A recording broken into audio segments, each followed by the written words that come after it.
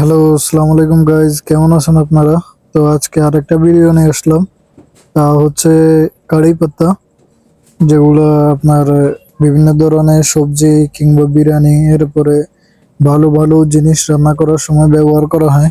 তো আজকে আপনাদেরকে দেখাবো যে কারি পাত্তাগুলো কিভাবে প্যাকিং করা হয়। আমরা যে সুপার মার্কেট থেকে নিই কিংবা যে সুপার মার্কেট থেকে সেল করা হয়, তো কিভাবে প্যাকিং করে এগুলো সেল করে, তো আপনারা সম্পূর্ণ ভিডিওটা দেখুন, দেখলেই বুঝতে পারবেন। আমাদের এখানে সুপার মার্কেটে সর্বপ্রথম কারি পাত্তার একটা কিস আসে। ওই কিস থেকে আমরা এগুলাকে বাইর করার পরে ওইগুলাকে আলাদা আলাদা করে প্যাকিং করে এরপরে এগুলা ডিসপ্লেতে নিয়ে যাই। এরপরে এই ডিসপ্লে সামানগুলা বাইরে বিভিন্ন লোকে বিভিন্ন কাজে ব্যবহার করার জন্য নিয়ে যায়। তো আপনারা সম্পূর্ণ ভিডিওটা দেখতে থাকুন, দেখলে বুঝতে পারবেন।